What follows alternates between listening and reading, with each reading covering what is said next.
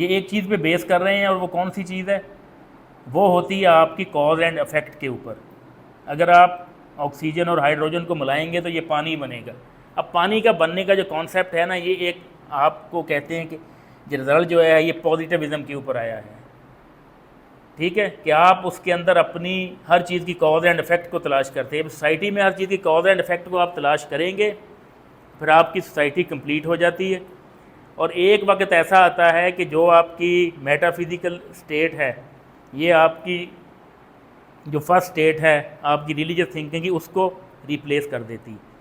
In fact जो कहना चाह रहा था ना अगस्ट कॉम्टे, वो ये कहना चाहता था कि दुनिया के अंदर जो मज़हब है, रिलीजन जो है ना, उसका रोल दुनिया में ख़त्म हो जाना चाहिए। सिर्फ एक रिलीजन बचे, वो है रिलीजन ऑफ ह्यूमैनिटी, इंसानियत का मज़हब। लेकिन अब उसको इस चीज़ की समझ नहीं थी कि इस्लाम आपके इंसानियत बेस है, कि आपको जितने बेसिक राइट दिए गए इस्लाम के अंदर, ये किसी और रिलीजन में नहीं दिए गए। क्योंकि वो एक फ्रेंच था, और फ्रेंच जो थे वो अपनी किसी भी थ्योरी को रिलीजियस के स्पेक्ट्रम के अंदर नहीं सोचते थे।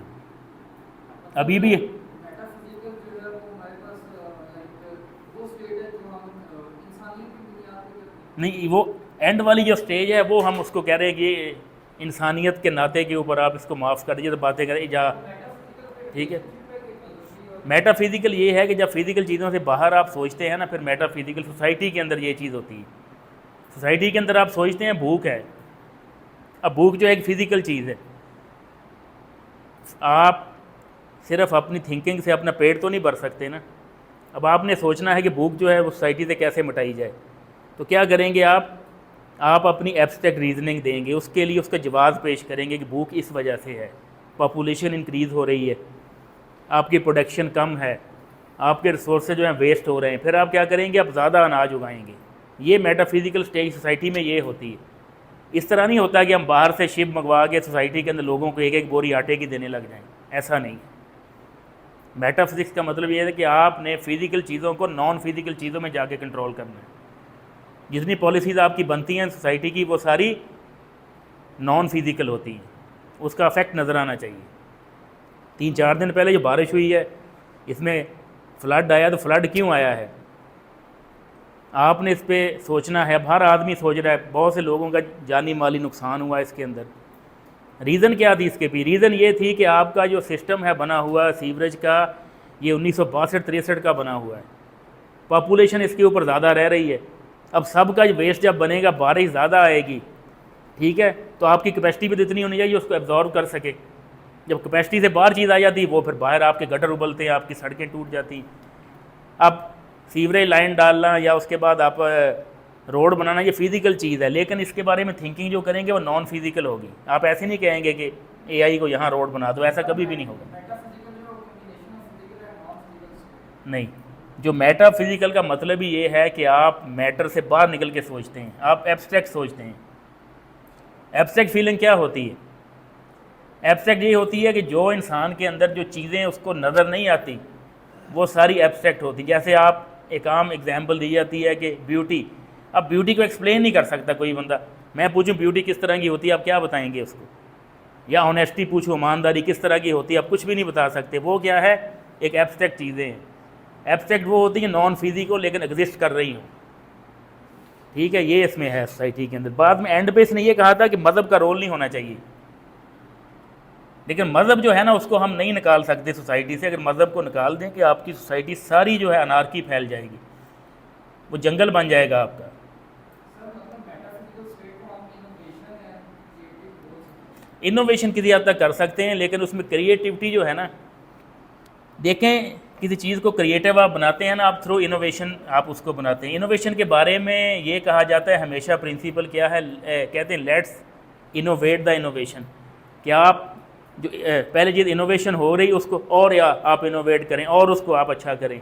और रिसर्च का मतलब भी यही होता है, री और सर्च होता है, कि जो चीज़ें पहले हैं उनको रीसर्च दोबारा तलाश करना है आपने, उसमें मॉडिफिकेशन करनी है अपनी, ठीक है। ये फ़र्क है थोड़ा सा सोसाइटी के अंदर। बाकी जो फिज़िक्स का कॉन्सेप्ट है वो मेटाफिज़िक्स का वो और तरह से है, लेकिन सोशल साइंसेज में और तरह से है। जितनी भी आपकी थिंकिंग है ना, जो आपके थिंकर देते हैं, वो सारी क्या है, वो सारी मेटाफिज़िकल चीज़ें हैं। ठीक है, अल्लामा इकबाल ने अपनी शायरी में जो मैसेज दिया है वो आपको नज़र तो नहीं आता, ठीक है, आप उसका सिर्फ अंदाज़ा लगा सकते हैं। लीडर, दुनिया के जितने बड़े बड़े लीडर हैं उन्हें थ्योरीज़ दी हैं, other than medicine, other than discoveries, वो सारी क्या हैं, वो सारी मेटाफिज़िक्स के ऊपर ही हैं, यानी कि वो आपकी वो चीज़ें एक्सप्लेन, ख्याल और तख़य्युल को वो कर रही हैं। ठीक है, सबसे बड़ी एग्जांपल इसकी ये है कि जो लाइट है इसकी स्पीड दुनिया में, इस कायनात में सबसे ज़्यादा स्पीड किस चीज़ की है, वो लाइट की है, रोशनी की। लेकिन जो आपकी थिंकिंग है, आपका ख्याल है, एक इंसानी ख्याल है, उसकी स्पीड सबसे ज़्यादा है। ख्याल जब बंदे को आता है ना, लाइट तो जो है वो 1,86,000 मील फ़ी सेकंड की हिसाब से जा रही। जब इंसानी ख्याल आता है, इंसान कभी आसमान पे सोच रहा होता है, कभी समंदरों की गहराई में सोच रहा होता है, इसकी तख़य्युल की सबसे ज़्यादा स्पीड है। ठीक है, इस चीज़ को याद रखना, ये मेटाफिज़िकल चीज़ इसको कहा जाता है कि आपके ख़यालात जो हैं सबसे ज़्यादा, ये हम पढ़ रहे हैं ना टॉपिक जो factor contributing social change.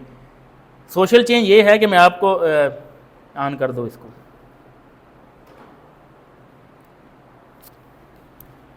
Factor contributing in social change in Pakistan. Social change जितनी भी हो रही है ना, इस चीज़ में आप याद रखना कि ये थ्रू थिंकिंग होती है, ये सोच से आगे चीज़ें चलती हैं। जितने भी दुनिया में बड़े बड़े थिंकर आए हैं, अल्लामा इब्न खल्दून का नाम आपने बहुत दफ़ा सुना होगा, सोशियोलॉजी में, साइकोलॉजी के अंदर, पॉलिटिकल साइंस में, उन्होंने क्या, उन्हें थ्योरीज़ दी थी। और सबसे बड़ी जो इसकी एग्जांपल वो ये है कि दुनिया में जितने भी अंबिया इकराम आए ना, उन सब ने एक ही मैसेज उनका था कि वो सोशल चेंज लेके आए दुनिया में। और सोशल चेंज, ठीक है, कहाँ से लेके आए कि उन्होंने लोगों को, थिंकिंग को मॉडिफाई किया उन्होंने। ठीक है, अब कहते हैं कि जो आपकी 20वीं सेंचुरी थी, ये दुनिया में सेंचुरी ऑफ इंडिपेंडेंस थी, बहुत से मुल्क इसमें आज़ाद हुए हैं। अब इससे पहले क्यों नहीं आज़ाद हो गए थे, या इसके बाद क्यों नहीं आज़ाद हो रहे? वजह ये थी कि 17वीं सेंचुरी के बाद जब ब्रिटिश कलोनियलिज्म आया, तो इन्होंने क्या किया कि जितनी वीक नेशन थी वो सब क्या करते थे कि उनको अपने साथ मिला लेते थे। और एक दौर ऐसा भी आया था कि जिसमें कहते थे कि आप ब्रिटिश राज के अंदर सूरज गुरूब नहीं होता, कि अगर एक जगह पे रात है तो एक जगह पे वहाँ सुबह भी होती थी। ठीक है, तो ये आपका क्या है इसके अंदर कि आपकी थिंकिंग के ऊपर ये चीज़ बेस कर रही है। सोशल चेंज आपकी होती क्या है कि सोसाइटी के अंदर आप एक नेगेटिव इंडिकेटर है, उसको उसका मैग्नीट्यूड आप कम कर दें, ये आपकी सोशल चेंज है। ठीक है, अब सोशल चेंज का जो मकसद है वो क्या है कि सोसाइटी के अंदर जितनी भी नेगेटिव चीज़ें हैं, अब नेगेटिव चीज़ों का मतलब क्या होता है कि अब सोसाइटी में अगर आप देखें तो नेगेटिविटी किन किन चीज़ों में है, एज ए होल पूरी सोसाइटी को अगर आप देखें तो नेगेटिविटी किन किन चीज़ों में है आपको नज़र आएगी। एक कॉन्सेप्ट है जिसको ह्यूमन डेवलपमेंट इंडेक्स कहते हैं। ह्यूमन डेवलपमेंट इंडेक्स ये कहता है कि आपके बेसिक इंडिकेटर्स क्या होते हैं, जिसमें सबसे लिविंग स्टैंडर्ड है आपका। अब लिविंग स्टैंडर्ड का मतलब ये नहीं होता कि आप जो है वो बहुत अच्छे पोश एरिया के अंदर आप रह रहे हैं, पॉपुलेशन में से आपकी कुछ परसेंटेज तो वहाँ रह रही होगी, आपकी मेजॉरिटी पॉपुलेशन ऐसे एरियाज में रहती है जो कंपैरेटिवली उनसे लो ग्रेड के होते हैं, जो कंपैरेटिवली क्या है उनसे कम होते हैं। अब ये होता है कि हमने देखना है कि हर बंदे को जो स्टैंडर्ड है उसके अकॉर्डिंग डाइट मिल रही है, उसके अकॉर्डिंग उसकी जो हाइजीनिक कंडीशन है वो ठीक है। सोसाइटी के अंदर आपके ऑन एवरेज जो डिज़ीज़ है इसका रेट क्या है, सोसाइटी के अंदर इन्फेंट की जो मोर्टेलिटी रेट है वो कितना है, आपकी पॉपुलेशन ग्रोथ कितनी है उसका रेट कितना है, ऐसी चीज़ों को हम मैयर क्या करते हैं। आपकी पर कैपिटा इनकम कितनी है, मतलब कि आपकी फ़ी शख्स आमदनी कितनी है, ये सारी चीज़ें मिलके ह्यूमन डेवलपमेंट इंडेक्स करती हैं। हम यहाँ से बाहर जाते हैं ना, तो सोशल चेंज के अंदर बड़ा एक कॉन्सेप्ट आपको मिलता होगा, वो ये है कि ऐसे लोग जिनके रिलेटिव बाहर गए हुए हैं, वो जब वहाँ से फ़ॉरेन रेमिटेंस भेजते हैं, पैसा भेजते हैं, तो जो पीछे उनके फैमिली होती है उनकी दिनों के अंदर अपलिफ्टिंग हो जाती है। उनकी सोशल चेंज के अंदर फैक्टर आता है, वो क्या करते हैं अपनी कंजम्पशन जो है उसको बेहतर कर लेते हैं, अपना घर जो है उसको बेहतर कर लेंगे। तो ये क्या है कि सोशल चेंज एक आपका कंटिन्यूस प्रोसेस है, और जो सोसाइटी चेंज नहीं होती। सर तो ह्यूमन डेवलपमेंट इंडेक्स ये हो सकता है कि the things required for the survival. The things require for better environment of an individual, कि एक शख्स को आप अच्छा इन्वायरमेंट दें, अच्छी आप उसको फूड दें, अच्छी हेल्थ दें, और आप क्या करेंगे, उसकी बैलेंस डाइट होनी चाहिए।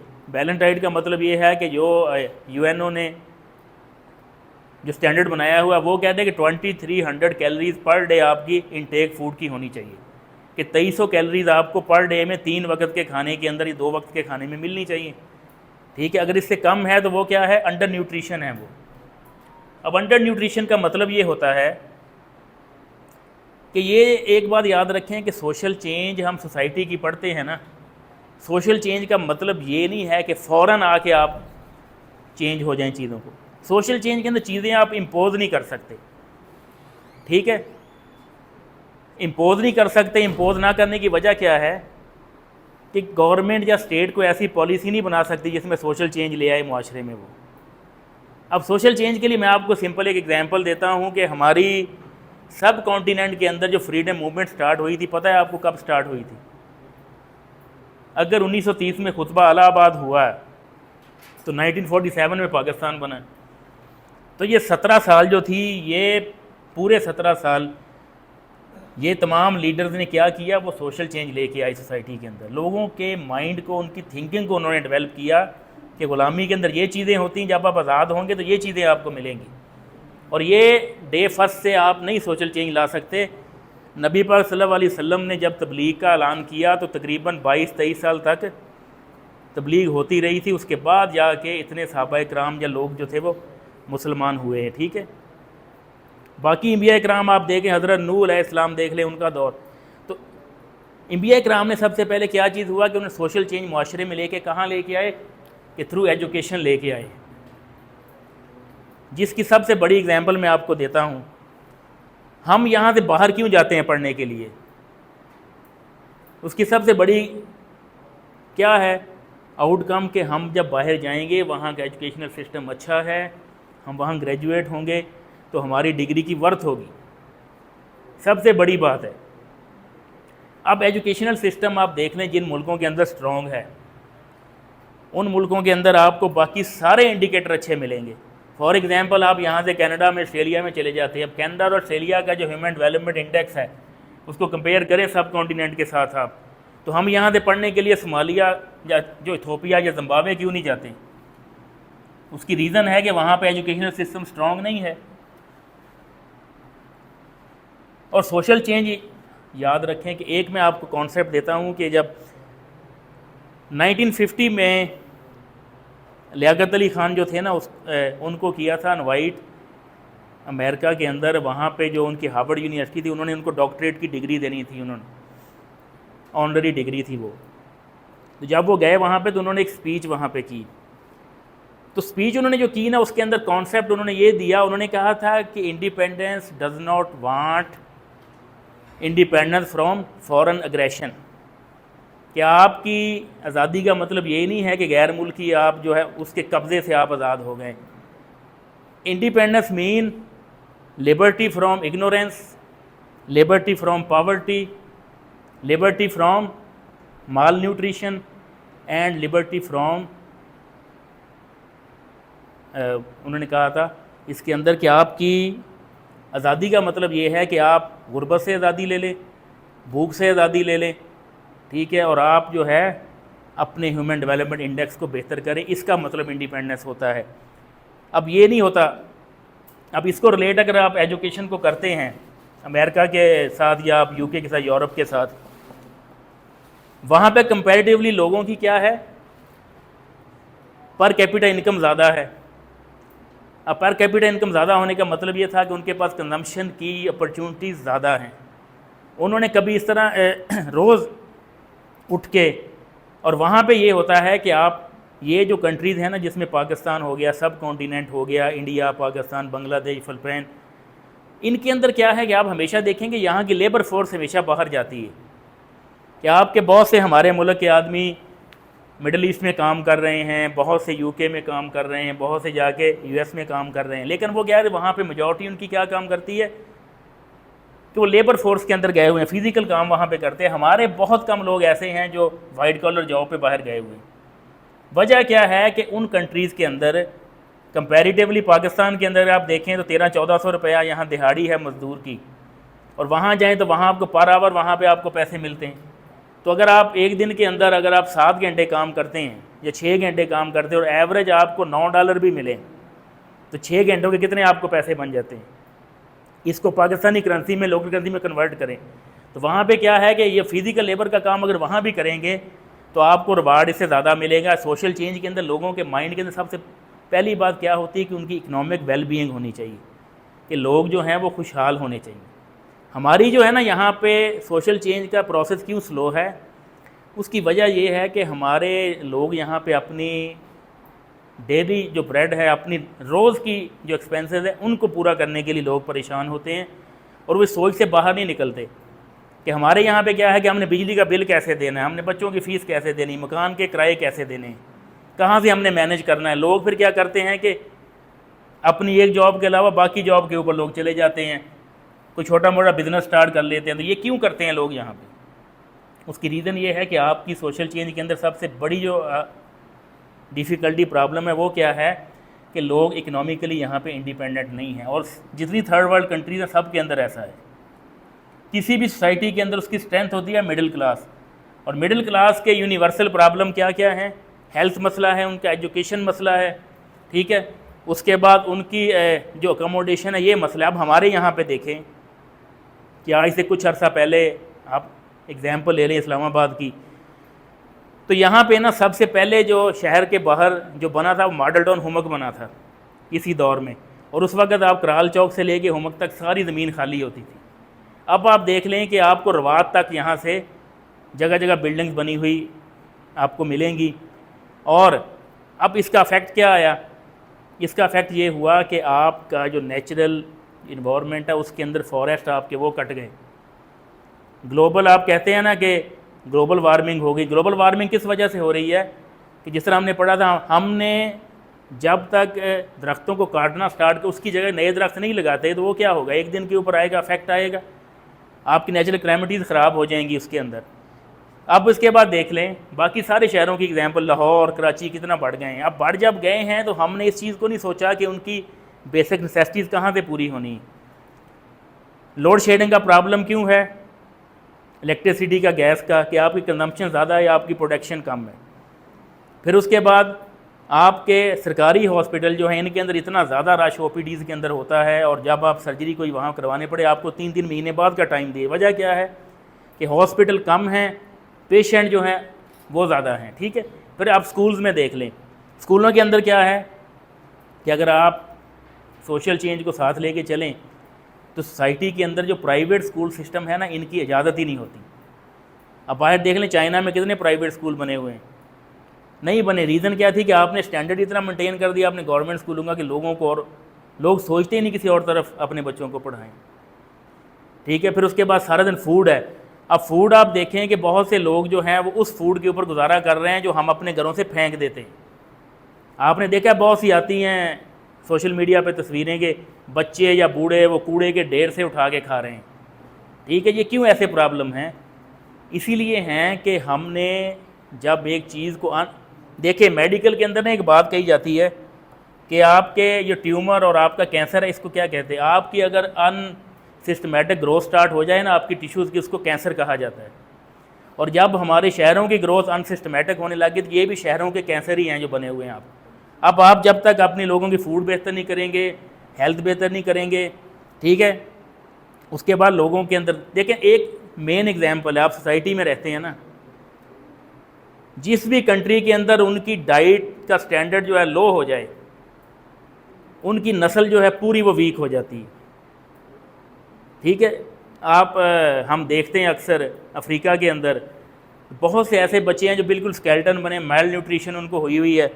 अब रीज़न क्या है कि वो आपके मुल्क के ऊपर बर्डन है, वो आप उनको कहीं भी यूज़ नहीं कर सकते, कहीं भी आप उनको जो है ना कंज्यूम नहीं कर सकते, क्योंकि वो पहले ही स्टंटेड ग्रोथ है उनकी।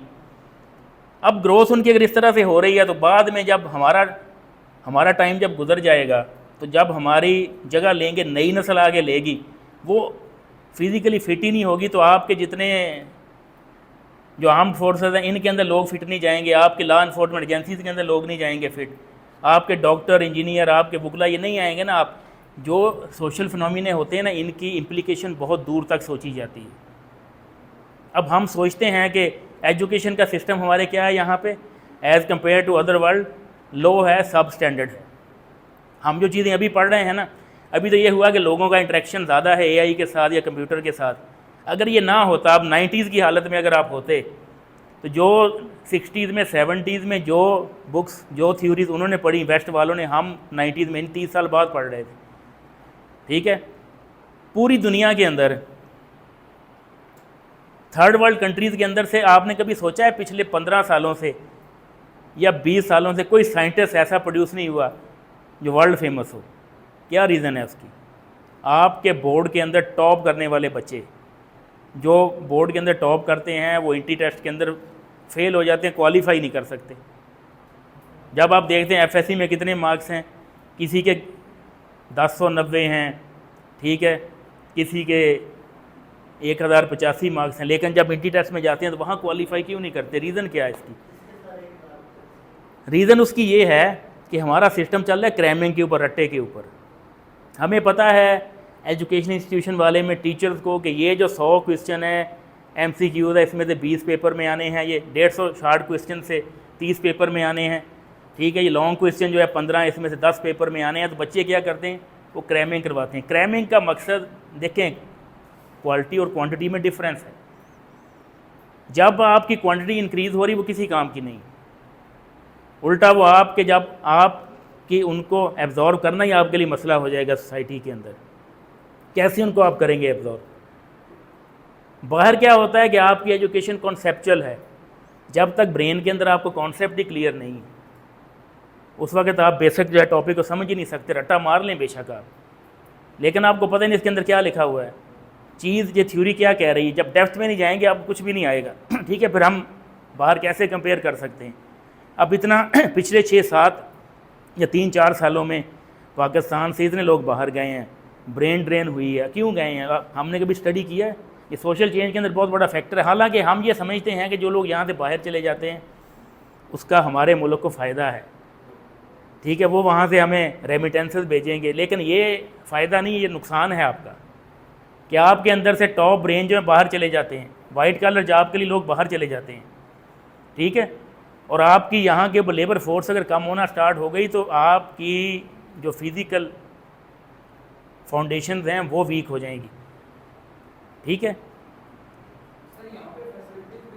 नहीं फैसिलिटीज़ क्यों नहीं, यही तो हम सोच रहे हैं ना, सोशल चेंज का हिस्सा है ये। फैसिलिटीज़ किसने देनी है? हम अगर ये कहें ना कि मेरे घर में आटा नहीं, मैं रोटी कहाँ से बनाऊँगा या मैं खाऊँगा कहाँ से, तो ये क्वेश्चन नहीं है। बड़ी एक मशहूर एग्जांपल दी जाती, बिल गेट्स ने कहा था गरीब पैदा होना आपका कसूर नहीं, गरीब मरना आपका कसूर है। ठीक है, क्यों उसने कहा कि वो जब हुआ था तो वो भी एक आम से घर का था ना। जितने लीडर्स हैं दुनिया के, वो अगर आप उनका बायोडाटा चेक करेंगे तो वो बिल्कुल मीडियोकर बल्कि बिलो एवरेज वो होंगे। रीज़न क्या है कि सोशल चेंज, यही तो हमारा क्वेश्चन है कि जिन लोगों के घरों में आटा नहीं है, रोटी नहीं, हेल्थ नहीं, एजुकेशन नहीं है, इनकम नहीं है, इसको कैसे इंक्रीज़ करना है हमें?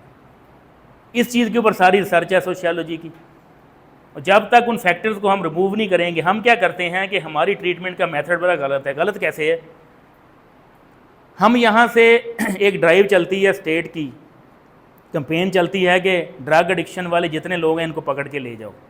पकड़ के ले गए आप, लेने के बाद आपने रिहेबिलिटेशन सेंटर में डाल दिया, 2-3 महीने उनकी ट्रीटमेंट हुई, तो जब वो वहाँ से बाहर निकाले हैं तो फिर जब मिलेंगे तो उनमें से 90% फिर नशा करना स्टार्ट कर देते हैं।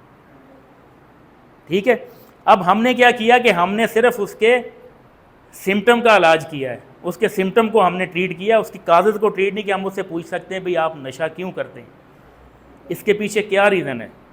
तो वो 3-4 चीज़ें बताएगा ना कि मेरे अच्छा बहुत से लोग ऐसे हैं जो नशा करते हैं ना, वो अपने सोशल और इकोनॉमिक फैक्टर की वजह से करते हैं। हम उनको रिमूव कर देंगे, वो इस चीज़ से दूर हो जाएंगे। यही सोशल चेंज है। कि आप एज ए होल पूरी सोसाइटी, अच्छा ये ऐसा नहीं होता कि आप हाथ के अंदर स्टिक पकड़ के पूरी सोसाइटी को आप उस पर लेके आएँ। वजह ये होती है कि जब इंडिविजुअली आप काम करते हैं ना सोसाइटी के अंदर, तो उसमें ये होता है कि हर फैमिली मेम्बर, क्योंकि हम सब फैमिली, हर फैमिली मेम्बर क्या करता है कि अपने अपने घर के अंदर वो चीज़ें रोज़ हम डिस्कस करते हैं ना।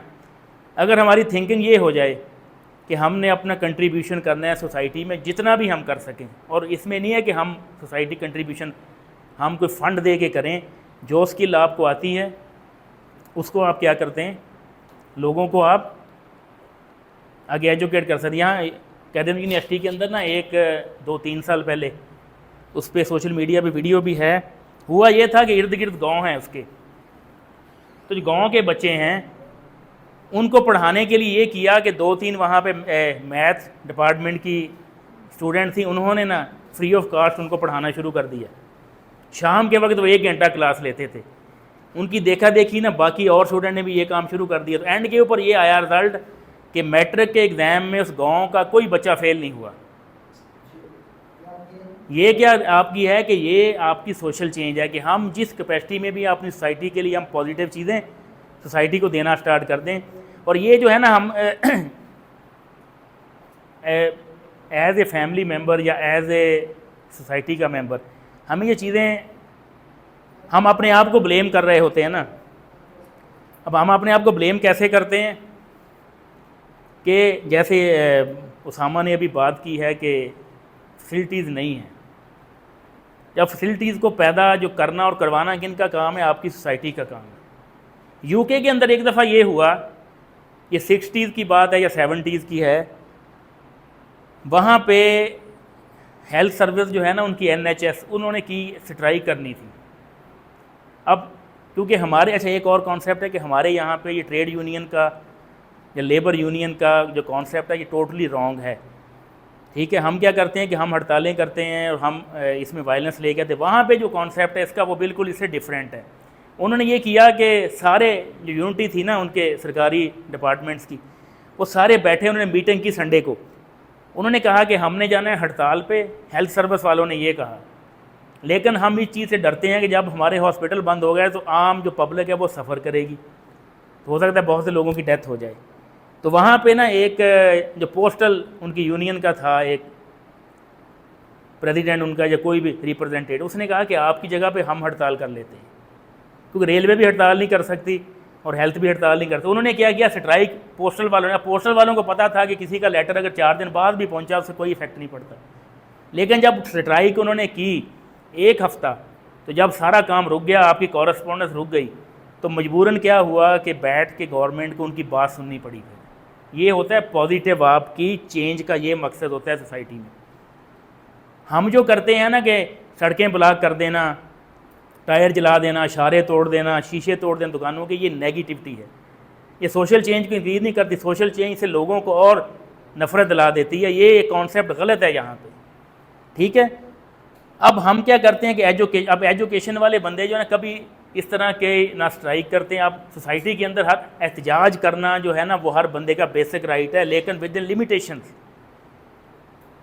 ठीक है, एक आम एग्जाम्पल दी जाती है कि पार्क में एक बंदा एक्सरसाइज कर रहा था, ज़ोर ज़ोर से हाथ अपने इस तरह कर रहा था, साथ में एक और बंदा एक्सरसाइज कर रहा था उसके।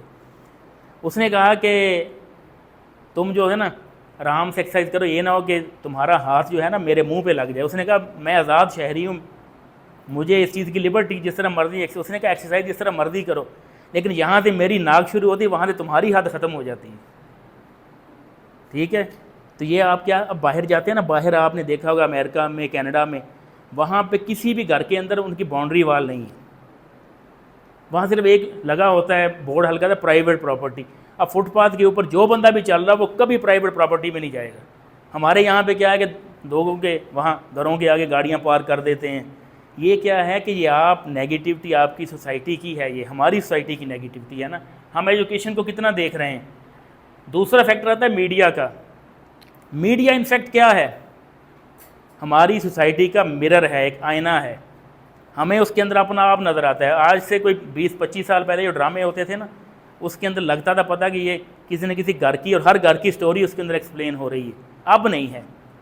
अब हमारे ड्रामे किन चीज़ों पे चल रहे हैं डाइवोर्स पे, ठीक है, या किसी के साथ अफेयर के ऊपर ड्रामा चलेगा। तो ये क्या है, सोशल मीडिया के ऊपर, मीडिया पे, मेन स्ट्रीम पे यही चीज़ें डिस्कस हो रही हैं। उससे ज़्यादा देखने वाली आवाम है। नहीं, देखने वाली इसलिए है ना कि जिस चीज़ को लोग ज़्यादा व्यूअरशिप हो उसकी डिमांड इंक्रीज़ होती है। अगर ना देखे कोई तो क्या करेंगे, वो चेंज कर देंगे। अब मीडिया क्या करता है, अब रिसेंट जो हमारी अभी इंडिया के साथ जंग हुई तब इंडियन मीडिया ने क्या किया, उसके अंदर उन्होंने लाहौर के अंदर भी बंदरगाह बना दी, ठीक है। अब रीज़न क्या थी कि आपने अपना जो अवाम है ना, इनफैक्ट ये हुआ ये था कि जब सेकंड वर्ल्ड वार हुई ना, तो हिटलर के साथ डॉक्टर गोएबल था, उसका काम था प्रोपेगेंडा करना। इसको येलो जर्नलिज्म कहते हैं। एक चीज़ ना हो रही और आप उसको लोगों को यकीन दिला देंगे, ये बात है। अब मीडिया मोर और लेस उसी असूल पे काम कर रहा है आजकल बहुत सा। लेकिन ये है कि रशिया में या चाइना में मीडिया है कंट्रोल्ड, नॉर्थ कोरिया में भी, वहाँ पे आपको लिबर्टी नहीं है, इवन कि आप वहाँ पे सोशल ऐप्स भी आपकी नहीं चलती। नॉर्थ कोरिया में तो इस वक्त कंट्रोल्ड बहुत ज़्यादा है ना रजीम उसके अंदर। अब यहाँ पे क्या है कि मीडिया जब मिरर दिखाना है आपको, मीडिया कौन सी सोशल चेंज लेके आ रहा है सोसाइटी के अंदर, देखा है आपने कभी? इसको एज सोशोलॉजिस्ट आप स्टडी करें, आप सोचें कि मीडिया जो है कौन सी सोशल चेंज अपने ड्रामों में, अपनी मूवीज़ में लेके सोसाइटी में आ रहा है। बहुत से घरों के अंदर से इस मीडिया की वजह से लोगों ने या खुदकुशियाँ की हैं और या ऐसे तमाम बैड एक्ट उन्होंने किए जैसे पूरी आपकी जो फैमिली है वो शर्मसार हो गई है। सोशल चेंज का मतलब ये होता है या आप नेगेटिव उसको, या अब हमारा है कि पॉजिटिविटी की तरफ हमने चीज़ों को लेके जाना है, नेगेटिविटी की तरफ नहीं। फिर ये कि सोशल मीडिया जो है ना, किसी दौर में कॉन्सेप्ट ये होता था कि कबूतर के पाँव के अंदर ना आप हाथ बांध के भेज देते थे। अब कबूतर को ज़रूरत नहीं होती थी कि वो वीज़ा ले या ऊपर डाक टिकट लगाए, वो चला जाता था, हर जगह पे एक्सेस थी उसकी। अब सोशल मीडिया पे आपकी एक्सेस हर जगह पे है, ठीक है, उसकी कोई लिमिटेशन नहीं है। आप अपनी आइडिया, अच्छा हमें इस बात का पता नहीं होता कि जो हम अपने आइडियाज़ जनरेट करते हैं या हमें आते हैं कहीं से, हम उसको फॉरवर्ड करते हैं सोसाइटी पे, क्या इसका असर आएगा? इस चीज़ को अगर हम सोच लेना सोसाइटी पे नेगेटिव असर आएगा या पॉजिटिव आएगा, तो फिर बहुत सी चीज़ें हम शेयर करने से रुक जाते हैं, ठीक है। कुछ ऐसी नेगेटिविटी होती है जो हम विदाउट उसकी कंफर्मेशन आगे हम फैलाते रहते हैं, र्यूमर ज़्यादा फैलती हैं, ठीक है। फिर आपके थर्ड जो है ना वो है आप अर्बनाइजेशन।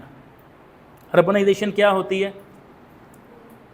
कि आपके जो रूरल एरियाज़ हैं, कंट्री साइड के लोग हैं, वो उठ के शहरों की तरफ आना शुरू कर देते हैं। किस लिए आते हैं? 3 चीज़ों के लिए। एक तो उनका बेटर इनकम के लिए, दूसरा क्या होता है कि बेटर एजुकेशन के लिए, और थर्ड क्या होता है कि उनको वहाँ पे बेटर फैसिलिटीज़ उनको मिलती हैं, ठीक है। लेकिन शहर जो हैं वो एक ख़ास हद तक जो है लोगों का बोझ बर्दाश्त कर सकते हैं, ठीक है। एक हद से, एक हदीस है नबी पाक सल्लल्लाहु अलैहि वसल्लम की कि जब शहर एक हद से बढ़ जाएं तो उनके करीब नए शहर बसाओ। जितनी भी टाउन प्लानिंग हो रही दुनिया के अंदर इसी प्रिंसिपल के ऊपर हो रही है कि जब आपके शहर एक ख़ास लिमिट तक बढ़ जाएं, कि ख़ास लिमिट तक आपकी पानी प्रोवाइड करना भी ख़ास लिमिट तक आप उनको प्रोवाइड कर सकते हैं, बिजली प्रोवाइड कर सकते हैं, आप सोशल उनकी नीड सारी ख़ास लिमिट तक प्रोवाइड कर सकते हैं ना।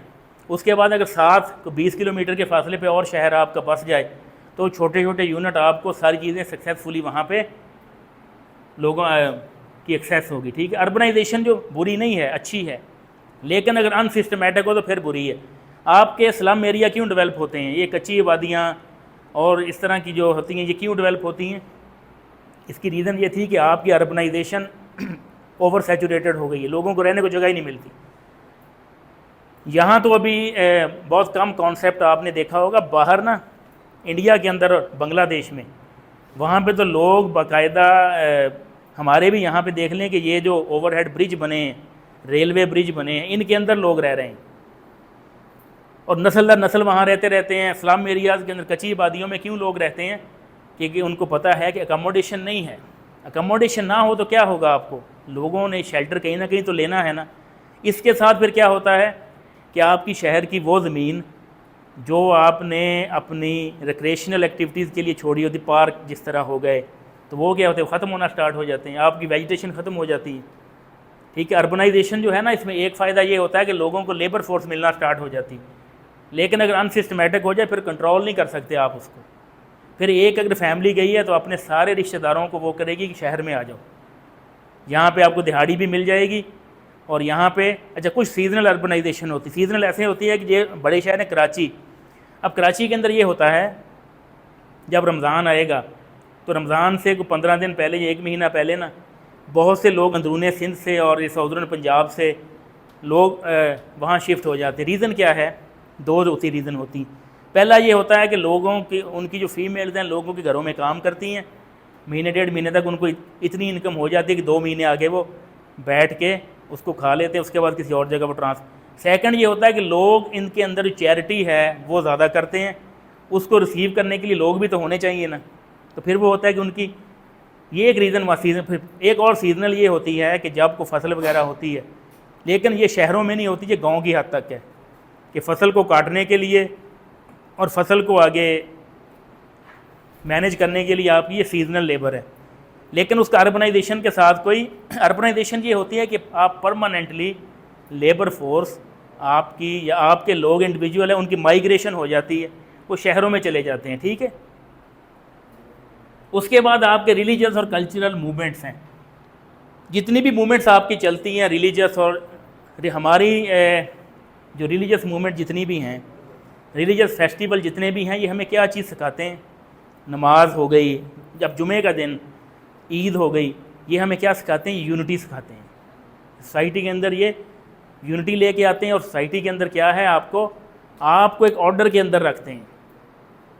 नमाज अपने मुकर्रा औकात पे फ़र्ज़ है ना, रोज़ा भी रमज़ान के अलावा बाकी रखेंगे तो नफल हो जाएगा, हज भी मुकर्रा दिनों के अंदर आपने करना है। उसके बाद अदर दैन को ऐसी चीज़ आ जाती है जो आपकी रिलीजियस मूवमेंट जिस तरह चली थी, उसका काम क्या होता है कि वो आपकी एजुकेशनल भी हो सकती हैं, ज़्यादा एजुकेशनल होती हैं, ठीक है। जिस तरह तबलीग हो रही है, अब तबलीग एक मूवमेंट है ना, ये क्या कर रही है? आपकी रिलीजियस मूवमेंट है, आपकी सोसाइटी में चेंज लेके आ रही है, ठीक। फिर उसके बाद आपकी पॉलिटिकल चेंज है। पॉलिटिकल चेंज जो होती है ना सोसाइटी को, अगर आप डेप्थ में स्टडी करें ना, हर बंदे का किसी ना किसी पॉलिटिकल बैकग्राउंड के साथ उसका रिलेशन, उसका तल्लक होता है। हर बंदा किसी न किसी पॉलिटिकल पार्टी के साथ उसकी एफिलिएशन अगर एक्टिव ना भी हो, इनएक्टिव ज़रूर होती है, वोट की हद तक होती है। तो अब जब आपकी एक कॉन्सेप्ट है पॉलिटिकल साइंस में जिसको कहा जाता है पब्लिक ओपिनियन। अब पब्लिक ओपिनियन जो सारी पॉलिटिकल पार्टीज़, आपका मीडिया, सोशल मीडिया क्या करता है? आपकी पब्लिक ओपिनियन को मोल्ड करता है, ठीक है। तो उसके अंदर अगर अच्छा मैसेज हो कोई, तो वो सोशल चेंज के अंदर लोग उसको ले। हमारे यहाँ तो बहुत कम है, लेकिन बाहर जो होता है ना, आपको एक बात ही होती है कि अमेरिका के अंदर इलेक्शन जब होते हैं, अमेरिका के इलेक्शन के अंदर हमेशा एक बार डिस्कस होती है, वो क्या बात है कि जो बाहर से लोग आ रहे हैं उनको आप किस तरह मैनेज करेंगे। जो प्रेसिडेंट उसे ये लाजमी क्वेश्चन होता है। कुछ पॉलिसीज़ जो आपकी डेमोक्रेट्स हैं उनकी अलग हैं, जो रिपब्लिकन हैं उनकी अलग हैं। जिस तरह पाकिस्तान के अंदर भी अब थर्ड वर्ल्ड जो है ना, अब इंडिया के अंदर जब इलेक्शन होता है तो वो क्या करते हैं, उनका मेन स्ट्रीम मीडिया और उनके पॉलिटिशियन एंटी पाकिस्तान मूवमेंट चलाते हैं। उसका ये होता है कि एंटी पाकिस्तान सेंटीमेंट इंक्रीज़ करके उनके वोट बढ़ जाते हैं, ठीक है। लेकिन अब क्या है कि अब उनके माइंड में ये बात बैठ गई है कि जब भी पाकिस्तान कोई एक्ट करेगा तो हमें उसका नुकसान होगा, क्योंकि मीडिया ने चीज़ हाई भी इस तरह क्रिएट कर दी है। और ये पॉलिटिकल चेंजेस जो होती हैं ना, ये आपकी सोसाइटी में 2 चीज़, या तो परमानेंट चेंज लेके आती हैं या टेम्परेरी लेके आती हैं, लेकिन कुछ ना कुछ हद तक होता है। जिस तरह पाकिस्तान और इंडिया बना था, तो पाकिस्तान इंडिया पॉलिटिकल चेंज के थ्रू बने थे। पाकिस्तान इंडिया की जंग के नतीजे में वजूद में नहीं आए थे, अब वो परमानेंट चेंज थी उसके अंदर, ठीक है। अगली है इकोनॉमिक डेवलपमेंट। आपको पता है कि पाकिस्तान ने कोरिया को एक दफ़ा $1 मिलियन का कर्ज दिया था, और ये बात 60s की है। 60s के अंदर अभी भी हम सुनते हैं अपने बड़ों से कि अयूब खान का दौर बहुत अच्छा था। रीज़न क्या थी? दुनिया में जो 18वीं सेंचुरी है ना, 18वीं सदी जो है वो बहुत अच्छी थी, और पाकिस्तान के अंदर 60s का जो एक आपको डिकेड था ये बड़ा अच्छा था। वजह ये थी कि 18वीं सेंचुरी के अंदर दुनिया में आई बिजली, उससे पहले बिजली नहीं होती थी। दुनिया में इंडस्ट्रियल रेवोल्यूशन आया, और अयूब खान के दौर में पाकिस्तान में ग्रीन रेवोल्यूशन आया, तो लोगों की इनकम बढ़ गई थी। अब इकोनॉमिक डेवलपमेंट के अंदर क्या है कि लोग जब वेल बीइंग हों, अच्छे हों, तो वो क्या करते हैं कि वो फिर अपनी सोसाइटी के ऊपर पॉजिटिव चेंज लेके आते हैं। इकोनॉमिक डेवलपमेंट का सबसे बड़ा ये होता है। जितने दुनिया के बड़े आप जाते हैं कंट्रीज़ के अंदर, वहाँ आपको इकोनॉमिक डेवलपमेंट बड़ी अच्छी, बड़ी हाई राइज बिल्डिंग होगी, रोड अच्छी होगी, इंफ्रास्ट्रक्चर अच्छा होगा, उनकी रेलवे का सिस्टम अच्छा होगा। क्यों अच्छा है? कि इकोनॉमिक डेवलपमेंट की वजह से, और जब वो सोचते हैं कि हमने ये फैसिलिटीज़ देनी है तो फिर वो और उससे ज़्यादा और बढ़ के देते हैं। ठीक है। फिर ग्लोबलाइजेशन जो है ना, इसके इफेक्ट को हम रोक नहीं सकते। ग्लोबलाइजेशन एक अच्छी चीज़ है, लेकिन अगर आप इसको पॉजिटिव यूज़ करें। अब दुनिया में कोई ऐसी डेवलपमेंट होती है, हमें 1 सेकंड से पहले पता लग जाती है। ठीक है। और ये क्या ग्लोबलाइजेशन में हम देखते हैं ना कि फ़लाँ दुनिया के अंदर लोग इस तरह रह रहे हैं। सबसे बड़ी एग्जांपल मैं आपको दूंगा सिंगापुर की। सिंगापुर जो था, आपको हिस्ट्री पता है इसकी? सिंगापुर किसका हिस्सा था पहले? मलेशिया का। मलेशिया ने इसको अलग कर दिया था लेट 60s के अंदर, के बहुत यहाँ गुर्बत थी और इनका फूड नहीं पूरा होता था। उन्होंने अपने ऊपर लाइबिलिटी समझते हुए इसको अलग कर दिया मलेशिया से। लेकिन जब वो अलग हुआ, उसके बाद उन्होंने सोचा लोगों ने कि हमने ज़िंदगी इसी तरह गुजारनी है। अब उन्होंने उसको अपलिफ्टिंग शुरू किया। अपलिफ्टिंग इस लेवल तक हो गई कि सिंगापुर जो है दुनिया के हाई जो है ना, आपको highest per capita income countries के अंदर से एक छोटा सा मुल्क है वो सिंगापुर। ठीक है। इसी तरह चाइना की एग्जांपल है। चाइना की एग्जांपल हम इसलिए देते हैं कि उन्होंने, चाहे वो कंट्रोल्ड उन्होंने किया या नहीं किया,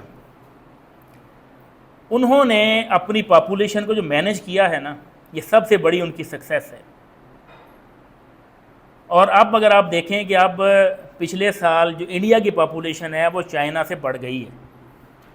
अब हम देखेंगे कि इंडिया जो है वो अपने ये तमाम 6-7 चीज़ें जो ऑलरेडी चल रही हैं, वहाँ पे लोगों के अंदर अनएजुकेटेड लोग हैं, वहाँ पे भूख है, पॉवर्टी है, अब उसको किस तरह कंट्रोल कर सकता है वो। अगर ये कंट्रोल हो गए सक्सेसफुल तो फिर ठीक है, अदरवाइज़ इसको पॉपुलेशन एक्सप्लोजन कहते हैं कि ये बहुत बड़ा बम धमाका होगा। जो सबसे जो मिजरेबल कंडीशंस होती हैं वो ह्यूमन पॉपुलेशन की होती हैं। आपको पता है ह्यूमन पॉपुलेशन अगर ये डिटीरियोरेशन स्टार्ट हो जाए तो जितनी नेगेटिव चीज़ें हैं, एक तो आपकी जो एपिडेमिक्स, सबसे बड़ी बात ये होती है पॉपुलेशन मैनेज अगर ना हो ना, तो आपकी जितनी कंडीशंस हैं, आपकी डिसैनिटेशन की सबसे ज़्यादा ये होती हैं डिस्टर्ब।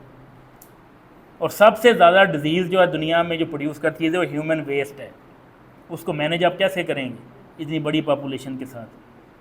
ठीक है, ये एक क्वेश्चन मार्क है। वो चाइना ने तो चाहे वो कंट्रोल किया, जिस तरह भी उन्होंने मैनेज उसको कर लिया। ठीक है। आगे है यूथ एक्टिविज़म। यूथ एक्टिविज़म क्या होता है कि एक सोच जो, अब हम बहुत से लोग हमें ये जो है ना, हम ये समझते हैं कि हमारे जो आबा अजदाद थे वो गलत सोचते थे, हम उनसे ज़्यादा अच्छा सोचते हैं। देखा है ना आपने, सोचा होगा कभी, अक्सर लोग ये कहते हैं कि अपने अब्बा जी को कि आपको चीज़ों का पता नहीं, मुझे ज़्यादा पता है।